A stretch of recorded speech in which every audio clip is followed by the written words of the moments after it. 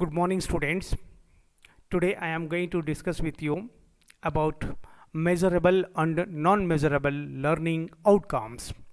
ನಲ್ಮೆಯ ವಿದ್ಯಾರ್ಥಿಗಳೇ, ಇವತ್ತು ಅಳೆಯಬಹುದಾದ ಮತ್ತು ಅಳತೆ ಮಾಡಲಾಗದ ಕಲಿಕಾ ಫಲಗಳು ಎಂಬ ಪರಿಕಲ್ಪನೆಯ ಬಗೆಗೆ ಚರ್ಚೆ ಮಾಡೋಣ. So let me say little bit introduction about measurable and non-measurable learning outcomes. Learning outcomes are usually expressed as changes in knowledge, understanding, skills, attitudes, and values. ಕಲಿಕಾ ಫಲಗಳನ್ನು ಸಾಮಾನ್ಯವಾಗಿ ಜ್ಞಾನ, ತಿಳುವಳಿಕೆ, ಕೌಶಲ, ಮನೋವೃತ್ತಿ, ಮೌಲ್ಯಗಳ ರೂಪದಲ್ಲಿ ವ್ಯಕ್ತಪಡಿಸಲಾಗುತ್ತೆ. Learning outcomes are formal statements that articulate what students are able to do after instruction. ಬೋಧನೆಯ ನಂತರ ವಿದ್ಯಾರ್ಥಿಗಳು ಏನನ್ನು ಮಾಡಲು ಸಮರ್ಥರಾಗಿದ್ದಾರೆ ಎನ್ನುವುದನ್ನು ಸೂಚಿಸುವಂತಹ ಹೇಳಿಕೆಗಳೇ ಇಲ್ಲಿ ಕಲಿಕಾ ಫಲಗಳು. Now, in each and every subject, while teaching, we are supposed to write instructional objectives. With the help of instructional objectives, teacher tries to have learning outcomes. So in this connection, both measurable and non-measurable learning outcomes plays very significant role. Learning outcomes describe what students are able to do or demonstrate in terms of knowledge, skills, and values upon completion of a course, a span of several courses, or program. Clear articulation of learning outcomes serves as the foundation to evaluating the effectiveness of the teaching and learning process. Now, let us see meaning of measurable learning outcomes. Measurable learning outcomes are clear and accessible statements that define what a student is able to do at the completion of a course or program. Second definition, measurable learning outcomes is a observable and specific statement that clearly indicates what a student should know and be able to do as a result of learning. Now, let us see the meaning of non-measurable outcome. Non-measurable learning outcomes are the statements which have no observable performance to capture what a learner would do to achieve them. Secondly, non-measurable learning outcomes are those which are not observable and accessible. Non-measurable outcomes usually which indicates personal qualities such as critical thinking, motivation, curiosity, persistence, humor, enthusiasm, self-awareness, self-discipline, empathy, courage, creativity, sense of beauty, and so on. So here, non-measurable learning outcomes have no observable performance to capture what a learner would do to achieve them. As I told you, the learner almost all the learning outcomes which have no observable performance is known as non-measurable learning outcomes. Indeed, non-measurable learning outcomes are indefinite. Now, let us see components of measurable outcomes. There are four major components of measurable learning outcomes, and these four components of measurable outcomes are: the first one, student learning behavior.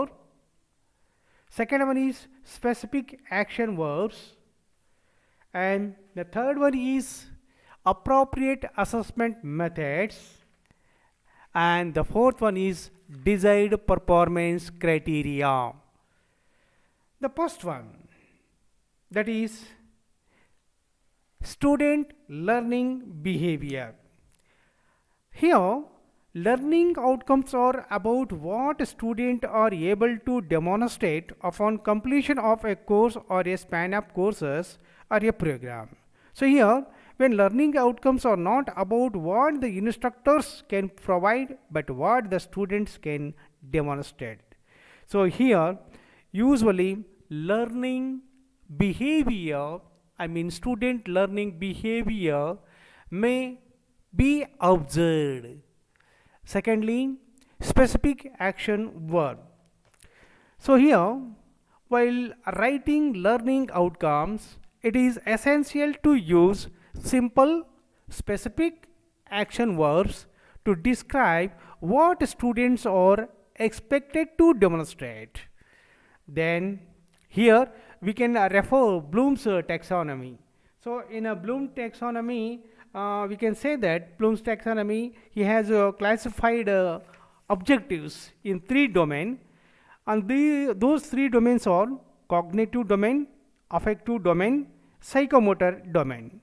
While writing instructional objectives, usually we follow knowledge, application, understanding, attitude, skill, interest, appreciation. So these are the some of the important terms that we can use or follow while writing instructional objectives in the lesson plan. Then similarly, coming to the third one, that is appropriate assessment methods. Assessment methods are tools and techniques used to determine the extent to which the stated learning outcomes are achieved. A variety of methods like qualitative and quantitative as well as direct and indirect methods can be used. Fourth one is desired performance criteria.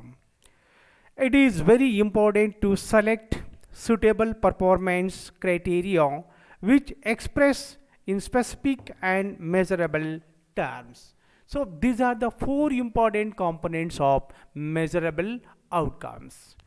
Now let us see difference between measurable and non-measurable learning outcomes. This table shows the difference between these 2 terms.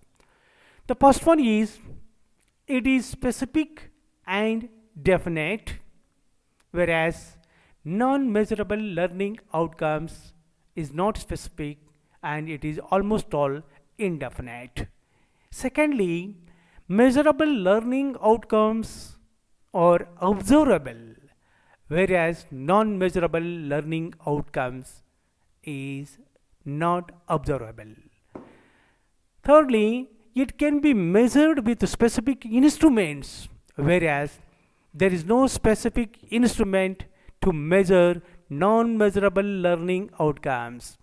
Fourthly, it can be measured directly, whereas it cannot be measured directly. Similarly, it saves time, whereas it is time consuming. Then some of the objectives which are measurable are knowledge, comprehension, skill, etc. Here some of the objectives which are not measurable are interest, attitude, appreciation, etc. This is the difference between measurable learning outcome and non-measurable learning outcomes. So it is a very important concept in order to know the measurable, non-measurable learning outcomes. Now I would like to explain in Kannada. ಕನ್ನಡದಲ್ಲಿ ಇದರ ವಿವರಣೆಯನ್ನು ಕೊಡಲಿಕ್ಕೆ ಬಯಸ್ತೇನೆ.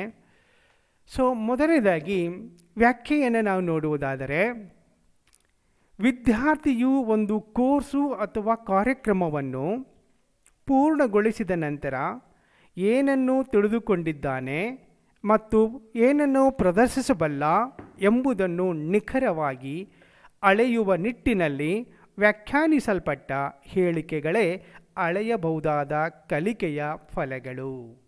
So ಇಲ್ಲಿ ಅಳತೆ ಮಾಡಲಾಗದ ಮತ್ತು ಅಳತೆ ಮಾಡಲಾಗದ ಈ ಎರಡೂ ಪರಿಕಲ್ಪನೆಗಳು, ಅಳತೆ ಮಾಡಬಹುದಾದ ಮತ್ತು ಅಳತೆ ಮಾಡಲಾಗದ ಕಲಿಕಾ ಫಲಗಳು ಬೋಧನಾ ಕಲಿಕಾ ಪ್ರಕ್ರಿಯೆಯಲ್ಲಿ ತಮ್ಮದೇ ಆದಂತಹ ಮಹತ್ವವನ್ನು ಪಡೆದಿದ್ದು, ಅದರ ಅರ್ಥವನ್ನು ಇನ್ನೊಂದು ವ್ಯಾಖ್ಯಾನವನ್ನು ನಾವು ನೋಡುವುದಾದರೆ, ಅಳತೆ ಮಾಡಬಹುದಾದಂತಹ ಕಲಿಕಾ ಫಲಗಳ ಬಗೆಗೆ ಇನ್ನೊಂದು ವ್ಯಾಖ್ಯಾನ: ಕಲಿಕಾರ್ಥಿಯು ಒಂದು ಕಲಿಕಾ ಚಟುವಟಿಕೆಯ ಫಲವನ್ನು ಸಾಧಿಸಿದ ಪ್ರಗತಿಯ ಮಟ್ಟವನ್ನು ಅಳೆಯುವ ದಿಸೆಯಲ್ಲಿ ರೂಪಿಸಲ್ಪಟ್ಟ ಸ್ಪಷ್ಟ ಹೇಳಿಕೆಗಳೇ ಅಳೆಯಬಹುದಾದ ಕಲಿಕೆಯ ಫಲಗಳು. ಈಗ ಅಳತೆ ಮಾಡಲಾಗದ ಕಲಿಕಾ ಫಲಗಳ ಬಗೆಗೆ ಎರಡು ವ್ಯಾಖ್ಯಾನವನ್ನು ನೀಡಲಿಕ್ಕೆ ಬಯಸ್ತೇನೆ. ಮೊದಲನೇ ವ್ಯಾಖ್ಯಾನ: ಅಳತೆ ಮಾಡಲಾಗದ ಕಲಿಕಾ ಫಲಗಳು ಒಂದು ಕಲಿಕಾ ಚಟುವಟಿಕೆಯ ನಂತರ ವಿದ್ಯಾರ್ಥಿಯ ವರ್ತನೆಯಲ್ಲಿ ಕಂಡುಬರಬಹುದಾದ ಬದಲಾವಣೆಯನ್ನು ನಿಖರವಾಗಿ ಅಳತೆ ಮಾಡಲು ಸಾಧ್ಯವಿಲ್ಲದ ಅಂಶವನ್ನು ಸೂಚಿಸುವ ಹೇಳಿಕೆಗಳೇ ಅಳೆಯಲಾಗದ ಕಲಿಕೆಯ ಫಲಗಳು. ಇನ್ನೊಂದು ವ್ಯಾಖ್ಯೆ: ವಿದ್ಯಾರ್ಥಿಯು ಒಂದು ಶೈಕ್ಷಣಿಕ ಚಟುವಟಿಕೆಯಲ್ಲಿ ಪಾಲ್ಗೊಳ್ಳುವ ಮೂಲಕ ಸಾಧಿಸಿರುವ ಪ್ರಗತಿಯನ್ನು ಸ್ಪಷ್ಟವಾದ ಪ್ರಮಾಣದಲ್ಲಿ ಅಳೆಯಲಿಕ್ಕೆ ಬಾರದ ಸನ್ನಿವೇಶವನ್ನು ಸೂಚಿಸುವ ಹೇಳಿಕೆಗಳೇ ಅಳೆಯಲಾಗದ ಕಲಿಕೆಯ ಫಲಗಳು. ವಿದ್ಯಾರ್ಥಿಗಳೇ, ಅಳೆಯಲಾಗದ ಕಲಿಕಾ ಫಲಗಳು ವೀಕ್ಷಿಸಬಹುದಾದಂತಹ ಸಾಧನೆಯನ್ನು ಹೊಂದಿರುವುದಿಲ್ಲ. ಇಲ್ಲಿ ಒಂದು ಅಂಶವನ್ನು ನಿಮಗೆ ಸ್ಪಷ್ಟಪಡಿಸಲಿಕ್ಕೆ ಬಯಸ್ತೇನೆ. ಇಲ್ಲಿ ಅಳತೆ ಮಾಡಬಹುದಾದಂತಹ ಕಲಿಕಾ ಫಲಿತಾಂಶಗಳು ಮತ್ತು ಅಳತೆ ಮಾಡಲಾಗದ ಕಲಿಕಾ ಫಲಿತಾಂಶಗಳು ಸ್ಪಷ್ಟವಾಗಿ ಕೇಳಿಸ್ಕೊಳ್ಳಿ. ಜ್ಞಾನ, ತಿಳುವಳಿಕೆ, ಅನ್ವಯ ಮತ್ತು ಕೌಶಲ ಉದ್ದೇಶಗಳು ಅವುಗಳ ಸಾಧನೆಯಿಂದ ವಿದ್ಯಾರ್ಥಿಗಳ ವರ್ತನೆಯಿಂದ ಉಂಟಾಗುವ ಬದಲಾವಣೆಯನ್ನು ಪರೀಕ್ಷಿಸಲು ಸಾಧನೆಯ ಮಟ್ಟವನ್ನು ಅಳತೆ ಮಾಡಲು ಅಗತ್ಯವಾದ ತಂತ್ರ ಮತ್ತು ಸಾಧನಗಳನ್ನು ರಚಿಸಬಹುದು. ಆದುದರಿಂದ ಇವುಗಳನ್ನು ಅಳತೆ ಮಾಡಬಹುದಾದ ಕಲಿಕಾ ಫಲಿತಾಂಶಗಳು ಎನ್ನುತ್ತೇವೆ. ವಿದ್ಯಾರ್ಥಿಗಳೇ, ಅಳತೆ ಮಾಡಬಹುದಾದ ಕಲಿಕಾ ಫಲಿತಾಂಶಗಳ ಉದಾಹರಣೆಗೆ ಹೇಳಬೇಕೆಂದರೆ ಜ್ಞಾನ, ತಿಳುವಳಿಕೆ, ಅನ್ವಯ ಮತ್ತು ಕೌಶಲ ಇವುಗಳನ್ನು ನಾವು ಅಳತೆ ಮಾಡಲಿಕ್ಕೆ ಸಾಧ್ಯವಿದೆ. ಹಾಗೆಯೇ ಪ್ರಶಂಸೆ, ಆಸಕ್ತಿ, ಮನೋಭಾವಗಳಿಗೆ ಸಂಬಂಧಿಸಿದ ಕಲಿಕೆಯ ಫಲಿತಾಂಶವನ್ನು ನಿಖರವಾಗಿ ಅಳತೆ ಮಾಡಲಾಗದ ಕಲಿಕಾ ಫಲಿತಾಂಶಗಳು ಎಂದು ಗುರುತಿಸುತ್ತೇವೆ.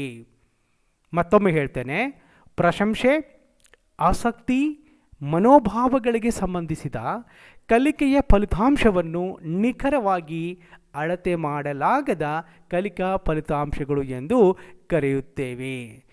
ಈ ಪ್ರಕಾರವಾಗಿ ಏನು ಉದ್ದೇಶಗಳನ್ನು ನಾವು ಬರೆಯುವಾಗ ಇಲ್ಲಿ ಕೆಲವೊಂದನ್ನು ನಾವು ಅಳತೆ ಮಾಡಬಹುದಾದ ಕಲಿಕಾ ಫಲಿತಾಂಶ ಅಂತ ಕರಿತೀವಿ, ಕೆಲವೊಂದನ್ನು ಅಳತೆ ಮಾಡಲಾಗದ ಕಲಿಕಾ ಫಲಿತಾಂಶಗಳು ಎಂದು ಕರಿತೀವಿ.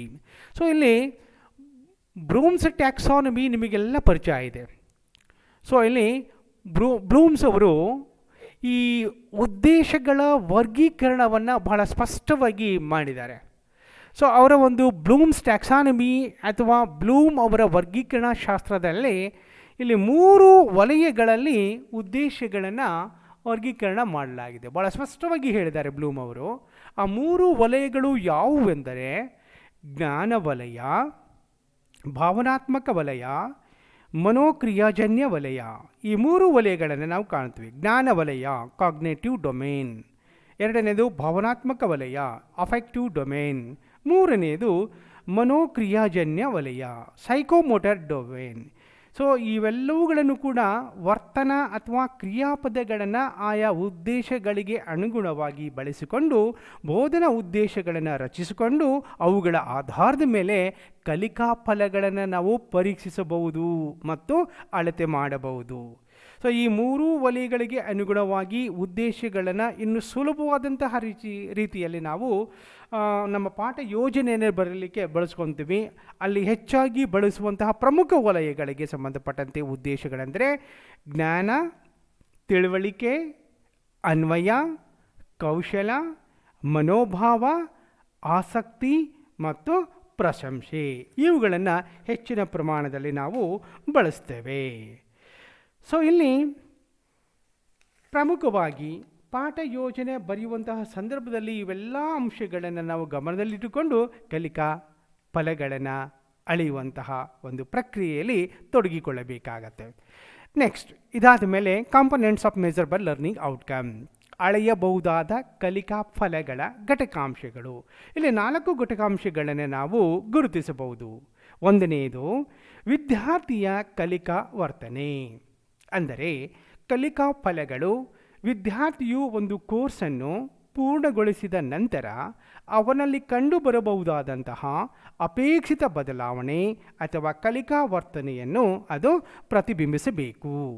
ಎರಡನೇದಾಗಿ ನಿರ್ದಿಷ್ಟ ಕ್ರಿಯಾಪದಗಳು. ಕಲಿಕೆಯ ಫಲಗಳನ್ನು ಬರೆಯುವಾಗ ನಿರ್ದಿಷ್ಟ ಪ್ರದರ್ಶಿಸಬಹುದಾದಂತಹ ಸಾಧನೆಯ ಅಥವಾ ಪ್ರಗತಿಯ ಅಂಶಗಳನ್ನು ಸರಳ ಹಾಗೂ ನಿರ್ದಿಷ್ಟ ಕ್ರಿಯಾಪದಗಳ ಮೂಲಕ ನಿರೂಪಿಸಬೇಕು. ಕಲಿಕಾ ಫಲಗಳನ್ನು ನಿರೂಪಿಸುವಾಗ ಈಗಾಗಲೇ ನಾನು ಹೇಳಿದ ಹಾಗೆ ಬೆಂಜಮಿನ್ ಬ್ಲೂಮ್ರವರ ಉದ್ದೇಶಗಳ ವರ್ಗೀಕರಣವನ್ನು ಗಮನಿಸುವುದು ಅತಿ ಅವಶ್ಯಕ. ಮೂರನೇದು ಸೂಕ್ತ ಅಳತೆಯ ವಿಧಾನಗಳು. ಸೊ ಇಲ್ಲಿ ಕಲಿಕೆಯ ಫಲಗಳನ್ನು ಎಷ್ಟರ ಮಟ್ಟಿಗೆ ಸಾಧಿಸಲಾಗಿದೆ ಎಂಬುದನ್ನು ತಿಳಿಯಲು ಗುಣಾತ್ಮಕ ಮತ್ತು ಪರಿಮಾಣಾತ್ಮಕ, ಪ್ರತ್ಯಕ್ಷ ಮತ್ತು ಪರೋಕ್ಷ ಅಳತೆಯ ವಿಧಾನಗಳನ್ನು ಸಮರ್ಪಕವಾಗಿ ಬಳಸಿಕೊಳ್ಳಬೇಕು. ಹಾಗೆಯೇ ನಾಲ್ಕನೆಯದು ಅಪೇಕ್ಷಿತ ಸಾಧನೆಯ ಮಾನದಂಡಗಳು. ನಿರ್ದಿಷ್ಟವಾಗಿ ಅಳೆಯಬಹುದಾದ ಹಾಗೂ ವೀಕ್ಷಿಸಬಹುದಾದ ಸಾಧನೆಯನ್ನು ಪ್ರತಿಬಿಂಬಿಸಬಲ್ಲ ಮಾನದಂಡಗಳನ್ನು ಆಯ್ಕೆ ಮಾಡಿಕೊಳ್ಳುವುದು ಅತ್ಯಂತ ಮಹತ್ವದ್ದಾಗಿದೆ. ಸೊ ಈ ಪ್ರಕಾರವಾಗಿ ನಾವು ಈ ಮೆಜರಬಲ್ ಮತ್ತು ನಾನ್ ಮೆಜರಬಲ್ಗೆ ಸಂಬಂಧಪಟ್ಟಂತಹ ಘಟಕಾಂಶಗಳನ್ನು, ಪರ್ಟಿಕ್ಯುಲರ್ಲಿ ಈ ಘಟಕಾಂಶಗಳು ಅಳತೆ ಮಾಡಬಹುದಾದ ಈ ಕಲಿಕಾ ಫಲಗಳ 4 ಪ್ರಮುಖ ಕಾಂಪೊನೆಂಟ್ಸ್ಗಳು. ಸೊ ಇದಾದ ಮೇಲೆ ವಿದ್ಯಾರ್ಥಿಗಳೇ, ಅಳೆಯಬಹುದಾದ ಕಲಿಕೆಯ ಫಲಗಳು ಮತ್ತು ಅಳತೆ ಮಾಡಲಾಗದ ಕಲಿಕೆಯ ಫಲಗಳ ನಡುವಿನ ವ್ಯತ್ಯಾಸವನ್ನು ತಿಳಿದುಕೊಳ್ಳೋಣ. ಮೊದಲನೇದಾಗಿ ಅಳೆಯಬಹುದಾದ ಕಲಿಕೆಯ ಫಲಗಳು ಇದು ನಿರ್ದಿಷ್ಟವಾಗಿರುತ್ತದೆ. ಅಳತೆ ಮಾಡಲಾಗದ ಕಲಿಕೆಯ ಫಲಗಳು ನಿರ್ದಿಷ್ಟವಾಗಿರುವುದಿಲ್ಲ. ಎರಡನೆಯದಾಗಿ ಅಳೆಯಬಹುದಾದ ಕಲಿಕೆಯ ಫಲಗಳು ವೀಕ್ಷಿಸಲು ಸಾಧ್ಯ. ಅಳತೆ ಮಾಡಲಾಗದ ಕಲಿಕೆಯ ಫಲಗಳನ್ನು ವೀಕ್ಷಿಸಲು ಸಾಧ್ಯವಿಲ್ಲ. ಮೂರನೇದಾಗಿ ಅಳೆಯಬಹುದಾದ ಕಲಿಕೆಯ ಫಲಗಳು ನಿರ್ದಿಷ್ಟ ಸಾಧನದಿಂದ ಇವುಗಳನ್ನು ನಾವು ಅಳೆಯಬಹುದು. ಆದರೆ ಅಳತೆ ಮಾಡಲಾಗದ ಕಲಿಕೆಯ ಫಲಗಳನ್ನು ನಿರ್ದಿಷ್ಟ ಸಾಧನದಿಂದ ನಿಖರವಾಗಿ ಅಳೆಯಲು ಸಾಧ್ಯವಿಲ್ಲ. ಅಳೆಯಬಹುದಾದ ಕಲಿಕೆಯ ಫಲಗಳನ್ನು ಪ್ರತ್ಯಕ್ಷವಾಗಿ ಅಳೆಯಬಹುದು, ಆದರೆ ಇದನ್ನು ಪ್ರತ್ಯಕ್ಷವಾಗಿ ಅಳೆಯಲು ಸಾಧ್ಯವಿಲ್ಲ.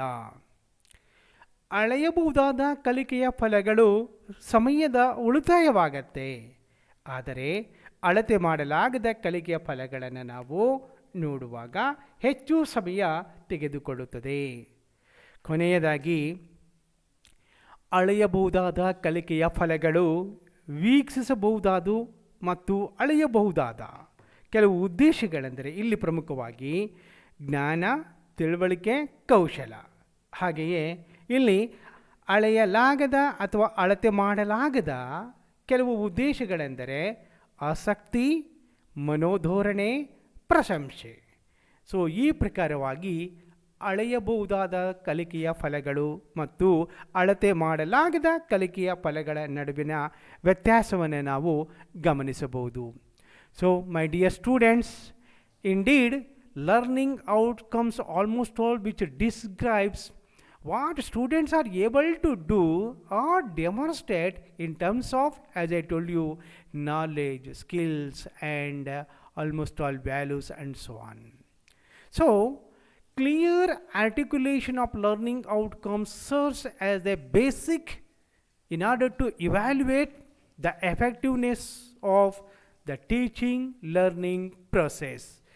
ಬೋಧನಾ ಕಲಿಕಾ ಪ್ರಕ್ರಿಯೆಯ ಪರಿಣಾಮವನ್ನು ತಿಳಿದುಕೊಳ್ಳಲಿಕ್ಕೆ ಸಾಮಾನ್ಯವಾಗಿ ನಮಗೆ ಈ ಅಳೆಯಬಹುದಾದ ಮತ್ತು ಅಳತೆ ಮಾಡಲಾಗದ ಕಲಿಕಾ ಫಲಗಳು ತುಂಬ ಸಹಾಯಕಾರಿಯಾಗಿದೆ.